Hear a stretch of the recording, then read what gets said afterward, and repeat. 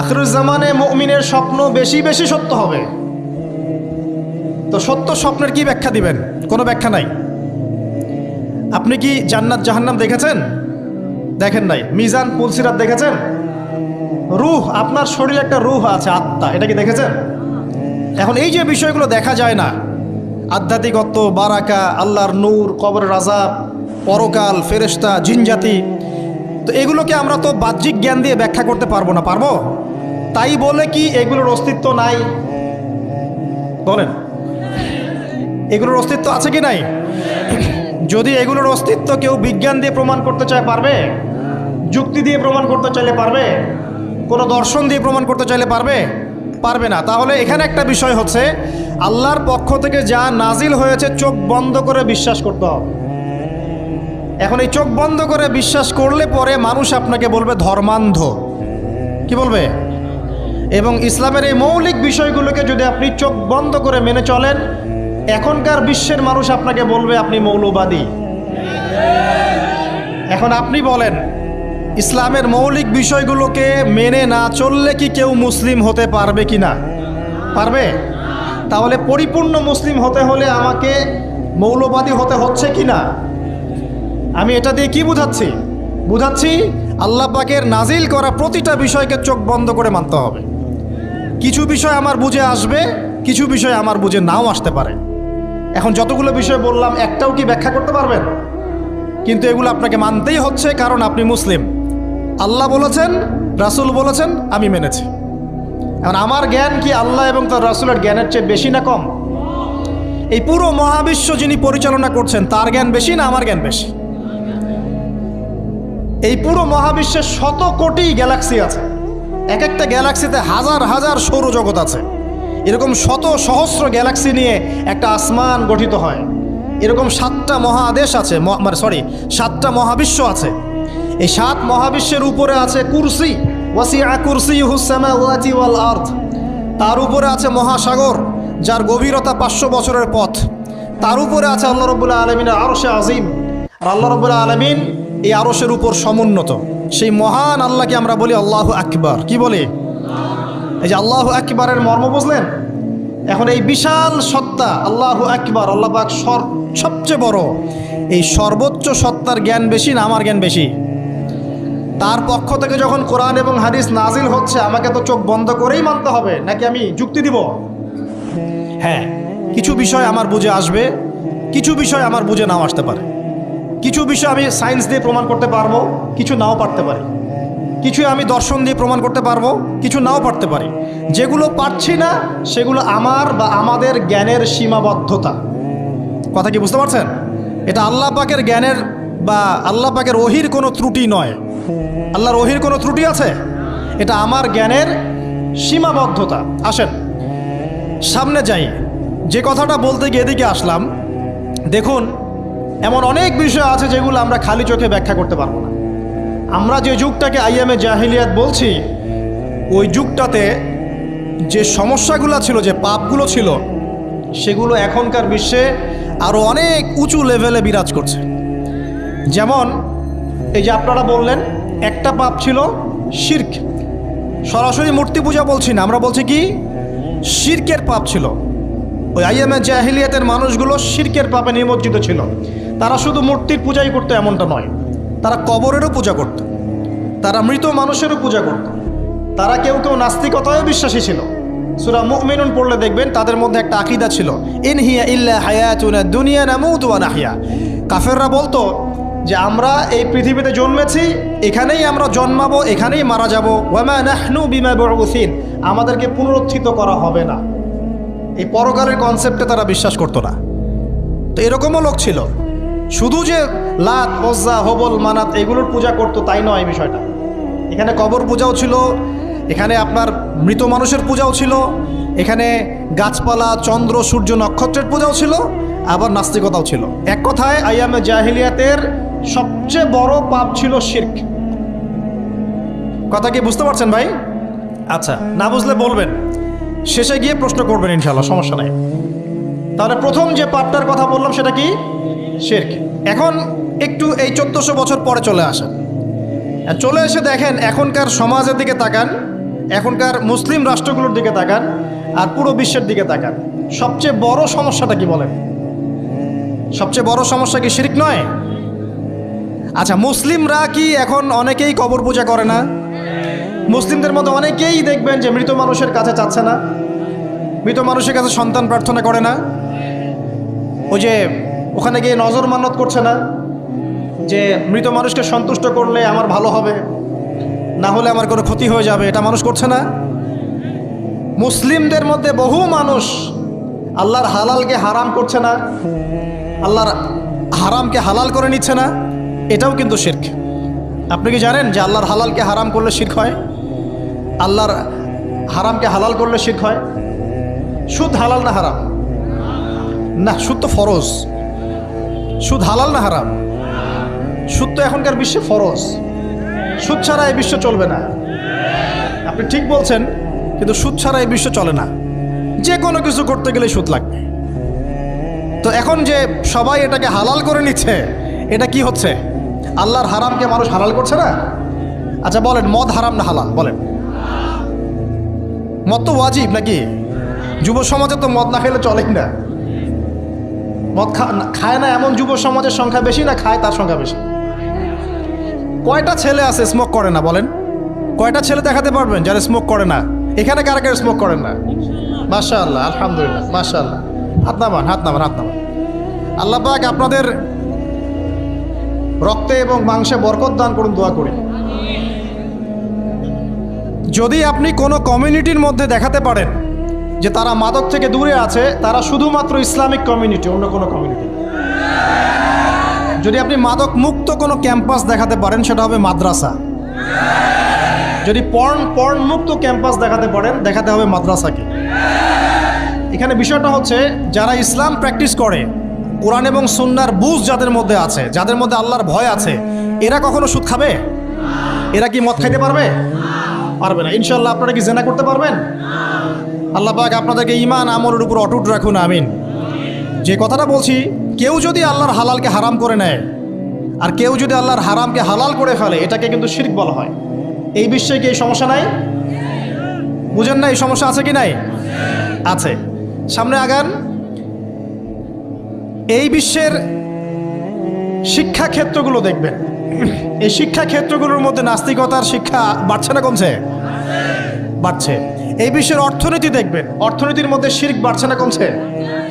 এখানে আপনাকে সুদ নিতে হচ্ছে, এখানে আপনাকে আল্লাহর নাজিলকৃত ইকোনমি বাদ দিয়ে পশ্চিমাদের নাজিলকৃত ইকোনমি বহন করতে হচ্ছে।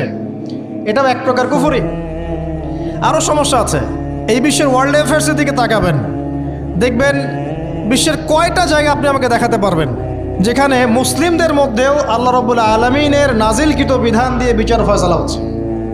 কয়টা দেখাতে পারবেন? তো যেখানে আছে খুব স্বল্প পরিসরে। পুরো বিশ্বের অবস্থা আজকে এমন। পর্নোগ্রাফি হালাল না হারাম? পশ্চিমা সংস্কৃতির মধ্য দিয়ে এটা সারা বিশ্বে ছড়িয়ে দেওয়া হয়েছে। মানুষ এখন এটাকে available part of our life এটা মনে করছে, common part of our life.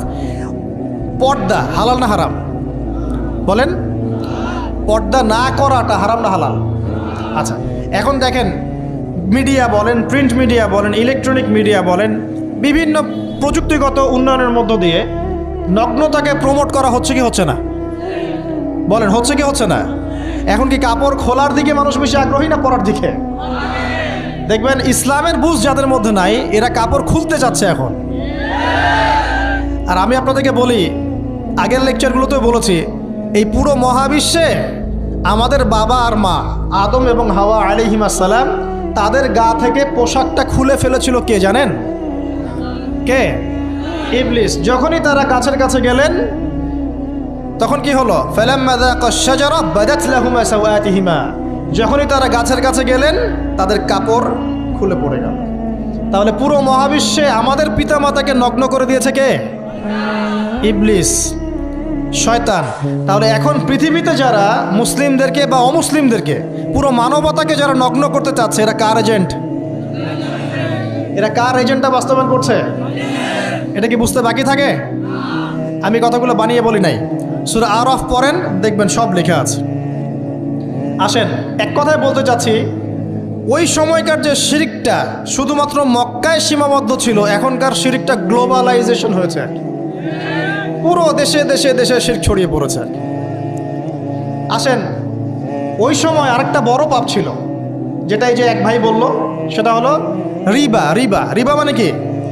সুদ। রিবা মানে সুদ, জানেন তো? আর সুদ তো ফরজ, নাকি ভাই?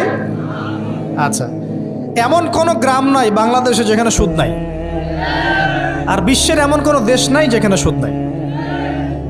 আর এই যুগের কথাই নবী সাল্লাল্লাহু আলাইহি ওয়াসাল্লাম হয়তো বা বলেছিলেন, আল্লাহু আ'লাম, আল্লাহ ভালো জানেন, যে এমন একটা যুগ আসবে যে যুগে ম্যাক্সিমামই সুদখোর হবে। যে ব্যক্তি সুদের ছিটাফোটা মানে সুদের পাপ থেকে বেঁচে থাকতে চাইবে, ওর গায়েও গিয়ে সুদের ছিটাফোটা গিয়ে লাগবে। এটা সেই যুগ না? আপনি বুঝতে পারছেন না হয়তো, এটা সেই যুগ। আপনি মনে করছেন দাড়ি, টুপি, পাগড়ি, জুব্বা মাশাআল্লাহ সব লাগাই দিছি, হ্যাঁ, বাইরে একটা সাইনবোর্ড আছে, আমি মৌলবী, আল্লামা, আমি একজন দায়ী বক্তা, কিন্তু সুদের যে ওই ছিটাফোটা, এটা আপনার কাছে আমার কাছেও আছে। হয়তো আপনি বুঝতে পারছেন না। কখন বুঝবেন? যখন ইসলামিক অর্থনীতির বইগুলো পড়তে পারবেন। আর শুধু ইসলামিক অর্থনীতির বই যথেষ্ট না, এর পাশাপাশি আমাদের দরকার এই প্রচলিত যে IMF, ইন্টারন্যাশনাল মনিটারি সিস্টেম, এর নীতিগুলো জানা। তখন কি আপনি বুঝবেন ওয়ার্ল্ড ব্যাংক কী জিনিস, IMF কী জিনিস, ঠিক আছে? তখন বুঝবেন যে পেট্রো ডলার কী জিনিস, তখন বুঝবেন যে হার্ড কারেন্সি, সফট কারেন্সি কী জিনিস, এখন বুঝবেন না। আর যেহেতু বুঝবেন না, অতএব আমি এগুলো বলেও লাভ নাই। যেহেতু আপনি বুঝবেন না, আমি যদি এখন এসব নিয়ে কথা বলি, আপনার কাছে মনে হবে এইসব কী উল্টাপাল্টা কথা কইতেছে। ঠিক আছে? তো যাই হোক, আগে আল্লাহর ওয়াস্তে ইসলামিক ইকোনমিক্স পড়েন এবং ইন্টারন্যাশনাল মনিটারি সিস্টেম সম্পর্কে পড়েন। প্রত্যেক স্টেটের প্রধান যারা আছেন তারা জানেন যে ওয়ার্ল্ড ব্যাংক কী জিনিস, তারা জানে IMF কী জিনিস। ঋণের এমনি এমনি কোনো কান্ট্রিকে তারা ঋণ দিবে না, একটা বিশাল বড় সুদের জালে ওদেরকে ফেলবে, তারপর জনগণের রক্ত চুষে সুদ শোধ করতে হবে। আর যারা পারবে না, ওরা যে শ্রীলঙ্কার মতো দেউলিয়া হয়ে যাবে। ও কেন দেউলিয়া হয়ে গেছে? বিকজ ও ঋণ শোধ করতে পারছে না, বাস দেউলিয়া। তো যাই হোক, পড়াশোনা করেন। আমি একজন স্কলারের নাম বলে দেই, এক লেকচারে তো সব বলে দেওয়া সম্ভব না। সম্ভব? আমি রাস্তা দেখাচ্ছি আপনাদেরকে। আপনারা আল্লামা তকি উসমানীর বইগুলো পড়েন, নাম শুনেছেন? আচ্ছা, নাকি এখন বলবেন যে উনি তো হানাফি মাযহাবের, আমি তো আহলে হাদিস পড়বো না, এটা বলবেন নাকি? আল্লামা তকি উসমানী এই বিশ্বের সবচেয়ে বড় আলেমদের একজন। আল্লামা তকি উসমানী এই বিশ্বের সবচেয়ে রিনাউন্ড আলেমদের একজন। তার ইসলামিক অর্থনীতির যে পুরো সিরিজ আছে, আল্লাহর ওয়াস্তে বাসায় কিনে একবার পড়ে দেখেন অর্থনীতি কী জিনিস, আপনি কিসের উপর দাঁড়িয়ে আছেন। পড়া যাবে না ইনশাল্লাহ? আপনি তাকে ভালো যদি নাও বাসেন, তাও পড়ে দেখেন। মনে করেন আপনি একটা কমিউনিটির মধ্যে আছেন, বা একটা সংগঠনে আছেন, বা একটা ঘরানার মধ্যে আছেন, তাহলে কি অন্য ঘরানার বইপত্র পড়া যাবে না? হারাম হয়ে গেছে নাকি? এই যে সংকীর্ণ মানসিকতা থাকলে ভাই হেদায়েত পাওয়া যাবে না। আর আপনি যে মনে করছেন আমি একদম হকের উপর আছি, আপনি সঠিক পথে আছেন ঠিকই, তবে এটা সঠিক ভুল পথ। কথা বুঝতে পারছেন না? আপনি মনে করছেন যে আমি একদম চূড়ান্ত সঠিক বিষয়ের উপর আছি। হ্যাঁ, আপনি সঠিক বিষয়ের উপর আছেন ঠিকই, বাট আপনি সহি একটা ভুল পথে আছেন। এটা বুঝবেন পরে, যখন জ্ঞানের পরিধি বাড়তে থাকবে, তখন বুঝবেন যে সহি পথ কোনটা, সহি ভুল পথ কোনটা। মুসলিমদের মধ্যে ফাটল সৃষ্টি করে জান্নাতে যাওয়া যায় না। যায়? পুরো মুসলিমরা একটা উম্মাহ, এবং যারাই মুসলিম উম্মার মধ্যে ফাটল সৃষ্টি করতে চায়, এরা উম্মার বন্ধু নয়, শত্রু। মুসলিম উম্মার মধ্যে কোনো ফাটল সৃষ্টি করবেন না। সবার মাঝখানেই হৃদ্যতা, ভালোবাসার বন্ধন থাকবে। যদি বিভিন্ন ধর্মের মানুষ একসাথে বসবাস করতে পারে একটা দেশে, তাহলে বিভিন্ন তরিকা এবং মাযহাবের মানুষও একসাথে থাকতে পারবে একটা দেশে ইনশাআল্লাহ। আমরা আমাদের মাঝে ইখতিলাফি বিষয় থাকতে পারে, কিন্তু দিন শেষে আমরা সবাই মুসলিম ইনশাআল্লাহ। দিন শেষে ইসলামের জন্য দাঁড়াতে হলে দল, মত, মাযহাব, তরিকা নির্বিশেষে সবাই একসাথে দাঁড়াবে ইনশাআল্লাহ। আল্লাহ পাক আমাদের হৃদয়টাকে প্রশস্ত করুন, আমিন। জাহেলিয়াতে 2 নম্বর সমস্যা ছিল রিবা। এই রিবা সম্পর্কে আগে বলি যে এখন আল্লাহ পাক কি বলেছেন। আল্লাহ পাক বলছেন যে ইয়ামহাকুল্লাহু রিবা ওয়া ইউরবিস সাদাকাত। আপনি যদি দান সদকা করেন, যাকাত দেন, যাকাত ভিত্তিক অর্থনীতি চালু করেন, আল্লাহ পাক আপনার সম্পদকে বাড়িয়ে দিবেন ইনশাআল্লাহ। আর আপনি যদি রিবার মধ্যে যান, আল্লাহর বক্তব্য হচ্ছে, এটা আমার কথা না, আল্লাহ পাক বলছেন আপনার সম্পদ সংকুচিত হয়ে আসবে। এখন আপনার ডিসিশন, আপনি কি করতে চান করতে পারেন, আমাদের কিচ্ছু বলার নাই। লাকুম দীনুকুম ওয়ালিয়া দিন, আপনার বুঝ আপনার, আপনার দিন আপনার, আমার দিন আমার। আল্লাহ বলছেন ফাযাক্কির ইন্নামা আনতা মুযাক্কির, উপদেশ দাও তুমি উপদেশ দাতা, লাস্তা আলাইহিম বিমুসাইতির, কারো প্রতি তুমি দারোগা নও। আল্লাহ বলছেন আপনি সুদে থাকলে সম্পদ সংকুচিত হবে, যদি ছেড়ে দেন, যাকাত দেন, ব্যবসা ভিত্তিক ইকোনমি চালান, আপনার সম্পদ বাড়বে ইনশাআল্লাহ। কি করবেন ডিসিশন কার? আপনার। আল্লাহ পাক বলছেন ইয়া আইয়ুহাল্লাযীনা আমানু, হে মুমিনগণ, ইত্তাকুল্লাহ। শোনেন ভাই, আল্লাহ বলছেন ইত্তাকুল্লাহ, তোমরা আল্লাহকে ভয় করো। ওয়া যারু মা বাকিয়া মিনার রিবা, সুদের অবশিষ্ট সব অংশ ছেড়ে দাও, সুদের অবশিষ্ট সব টাকা ছেড়ে দাও। ওয়া ইল্লা ইন কুনতুম মুমিনিন, যদি প্রকৃতপক্ষেই তোমরা মুমিন হয়ে থাকো তাহলে ছেড়ে দাও। ওয়া ইল্লাম তাফআলু, যদি তোমরা না করো। কে বলছেন? আল্লাহ। যদি তোমরা এটা না করো তাহলে আল্লাহ কি বলছেন? ফাআযানু বিহারবিন মিনাল্লাহি ওয়া রাসূলিহি, আল্লাহ এবং তার রাসূলের সাথে যুদ্ধের ঘোষণা শুনে রাখো। এটা কার কথা? এখন আপনি যদি চান আল্লাহর পক্ষে যুদ্ধ করতে পারেন, আপনি চাইলে আল্লাহ এবং তার রাসূলের বিপক্ষেও যুদ্ধ করতে পারেন। আপনাকে কি বাধা দিবে? দিবে না। ডিসিশন কার? ডিসিশন আপনার। নবী সাল্লাল্লাহু আলাইহি ওয়াসাল্লাম আরও বলেছেন যে, আপনারা জানেন হাদিসটা, নতুন কোনো হাদিস বলছি না, আপনারা জানেন, প্রত্যেক আলেম জানেন, প্রত্যেক মাযহাবের ইমাম জানেন। কি সেটা? যে সুদের পাপের 70 বা 73টা শাখা আছে। কয়টা? 73 বা 70টা শাখা আছে। তার সবচেয়ে নিম্ন শাখা হচ্ছে নিজের মাকে বিয়ে করা।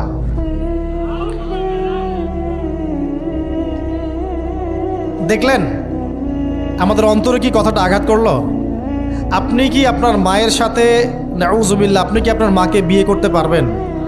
এটা কি কোনো ব্যক্তির পক্ষে সম্ভব? কিন্তু নবী সাল্লাল্লাহু আলাইহি ওয়াসাল্লাম বলছেন 73 শাখার সবচেয়ে নিম্ন শাখা হচ্ছে সেই ব্যক্তি যেন তার মাকে বিয়ে করলো। আর সর্বোচ্চ শাখা কি? ওই যে আল্লাহ এবং তার রাসূলের সাথে কি করা? যুদ্ধ করা। আরেকটা হাদিস আছে, নবী সাল্লাল্লাহু আলাইহি ওয়াসাল্লাম বলেছেন 4 শ্রেণীর মানুষ আছে, এদেরকে আমি সমানভাবে অভিশাপ দিলাম। কয় শ্রেণী? 4 শ্রেণী। জাস্ট শুনে রাখেন হাদিসগুলা। আমি জানি এই বিশ্বে আপনি এই হাদিসগুলোর উপর ইমপ্লিমেন্টেশনও যেতে পারবেন না, এটা আমি বুঝি, কিন্তু আকীদা ঠিক থাকতে কি কোনো সমস্যা আছে? একটা মানুষ পাপ করে, জেনে করে যে হ্যাঁ আমি জানি এই কাজটা খারাপ, ঠিক আছে। আর একটা মানুষ মনে করে না এটা করলেও হয়, না করলেও হয়, কোনো সমস্যা নেই। আরেকটা মানুষ মনে করে যে না আমি একটা ডাহা পাপ করছি, এটা থেকে বেঁচে থাকা আমার উচিত ছিল কিন্তু আমি পারছি না, যে আমি মানি না এসব বিধান টিধান, যা ভালো মনে হবে দুনিয়ার জন্য করব। এরা কি সবাই সমান? একজন মানুষ যে জানে যে এটা খারাপ কাজ কিন্তু বাধ্য হয়ে সে করতে হচ্ছে, সে ব্যক্তি তো ওর চেয়ে কিছুটা হলেও উত্তম নাকি যে ব্যক্তি দেধারসে পাপ করছে? আচ্ছা, ওই যে এক ছেলে বলেছিল আমাদেরকে মেসেজ করে যে আমি একটা মেয়েকে খুব ভালোবাসি হুজুর, তাকে বিয়ে করতে চাই, এখন ওই মেয়ের বাসার লোকজন রাজি হচ্ছে না। তো এই ছেলের মধ্যে কি চেতনাটা কি? সে প্রেম করছে ঠিকই, হারাম অ্যাফেয়ার্সে আছে ঠিকই, কিন্তু সে তাকে বিয়ে করতে চায়, ওটা হালাল করতে চায়। আর এক ছেলে মেসেজ করছে, সে বলছে যে আমি এরকম জেনায় লিপ্ত ছিলাম, এখন আমি কি করব? আমি কি ওগুলো ছেড়ে দিয়ে ফিরে আসব, নাকি আমি ওই মেয়ের সাথেই জেনা অব্যাহত রাখবো? কি এই দুই ব্যক্তি কি সমান? সমান না। এটাই বোঝাচ্ছি আপনাদেরকে। দেখুন 4 শ্রেণী মানুষের কথা নবীজি বলেছেন। এক শ্রেণী হচ্ছে সেই ব্যক্তি যে নিজে সুদ খায়। কারা কারা খাই? এবার হাত উঠান, কারা কারা খান? আলহামদুলিল্লাহ। দ্বিতীয় শ্রেণী যারা খায় না কিন্তু মানুষকে দেয়। এবার দেন কারা কারা? আচ্ছা। 3 নাম্বার, খায়ও না দেয়ও না, খায়ও না দেয়ও না, সাক্ষী থাকে। সাক্ষী আছেন কারা কারা? সাক্ষী অনেক জনে আছে। আচ্ছা, মাশাআল্লাহ, লা ইলাহা ইল্লাল্লাহ। 4 নাম্বার, খায়ও না দেয়ও না, সাক্ষীও থাকে না, লিখে রাখে। এবার লেখেন কারা কারা? এইবার তো মুশকিল। এখানে তো অনেক বিসিএস ক্যাডার আছেন মনে হয়, এবং অনেক এমন এমন সেকশনে জব করছেন যেখানে লিখতে হচ্ছে নাকি। তো এই 4 শ্রেণীর মানুষকে নবী সাল্লাল্লাহু আলাইহি ওয়াসাল্লাম কি করেছেন ভাই, আমি শোনাই আপনাকে খালি। আল্লাহ নবী বলেছেন যে আমি 4 শ্রেণীর মানুষকে সমানভাবে অভিশাপ দিয়ে গেলাম, এতটুকু বলেছেন। এবার আপনি যদি মনে করেন যে নবী সাল্লাল্লাহু আলাইহি ওয়াসাল্লামের অভিশাপ কাঁধে নিয়ে আমার আমলগুলো কবুল হচ্ছে, বা আমি কবরের অ্যান্সার দিতে পারবো, প্রশ্ন উত্তর, আমি এই মিজানের দাড়ি পাল্লা, আমার নেকির পাল্লা ভারী হবে, বা আমি রাসূল সাল্লাল্লাহু আলাইহি ওয়াসাল্লামের সুপারিশ পাবো, হ্যাঁ, বা আমি রাসূলের সাথে জান্নাতে থাকতে পারবো, আমি বলবো এই চিন্তাটা হবে একটা অলিক প্রসূত কল্পনা, আর কিছু না। এখন তওবা করেন আমার সাথে, বলেন আজকে থেকে কোনো রকমের সুদি কারবারে থাকবো না। তওবা করেন, বলেন আস্তাগফিরুল্লাহ আল্লাযী লা ইলাহা ইল্লা হুয়াল হাইয়ুল কাইয়্যুম ওয়া আতুবু ইলাইহি। তওবা করলেন তো? ভ্যান চালায় খাবেন, রিক্সা চালায় খাবেন, কৃষিকাজ করে খাবেন, ব্যবসা করে খাবেন, ছোট্ট একটা মুদির দোকান করে খাবেন, যদি কিচ্ছু করতে না পারেন রাস্তায় মুচিগিরি করে হলে খাবেন, সেলুনে বারবার হয়ে খাবেন, তারপরে সুদের দিকে যাবেন ইনশাআল্লাহ। পারবেন? আপনার রিজিক কি আপনার হাতে না আল্লাহর হাতে? না, আমাদের রিজিক তো আমাদের হাতে। যে ব্যক্তি মনে করে রিজিক আল্লাহর হাতে, সে কি কখনো ঘুষ নিতে পারে? সে অন্যের সম্পদ আত্মসাৎ করতে পারে? সে অন্যের জমি সিজ করতে পারে? সে দুর্নীতি করতে পারে? সে সুদ খাইতে পারে? কেন খায়? কারণ সে মনে করে রিজিকের মালিক সে নিজেই। এগুলো করলে তার সম্পদ বাড়বে, না করলে সম্পদ বাড়বে না। এই কারণেই তো সে কাজগুলো করে। আর আমি খুব ভালোই বুঝি, অ্যাটলিস্ট আমি খুব ভালোই বুঝি যে এই কাজগুলো ব্যক্তিরা কেন করে। উত্তর শুনবেন? উত্তর হচ্ছে পরিবারের জন্য। কার জন্যে? পরিবারের জন্য। মা, বৃদ্ধ মা আছে দেখতে হবে, দুই বাবা আছে দেখতে হবে, স্ত্রী আছে। আর স্ত্রী মাশাআল্লাহ একদম ফেমিনিস্ট, তার চাহিদা পূরণ করতে তার হিমশিম খেতে হয়। হ্যাঁ, একটা শাড়ি নেবে 20,000, ঠিক আছে?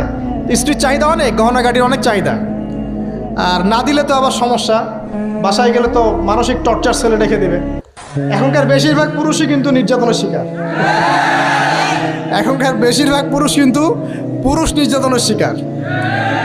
ম্যাক্সিমাম বাসায় গিয়ে দেখবেন টর্চার, এক একটা রিমান্ডের সেলের মতো, বুঝছেন?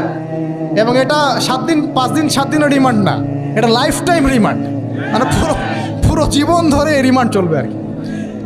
তো এই যে সমস্যা, তা কার কার জন্য করি? পরিবার, সন্তান, পিতা মাতা, আত্মীয় স্বজন, এগুলোর জন্য। কিন্তু একটা কথা শোনেন আমার, আমরা যখন মারা যাব না, আমরা মারা গেলে পরে 40 দিন তারা আমাদেরকে মনে রাখবে কিনা সন্দেহ আছে।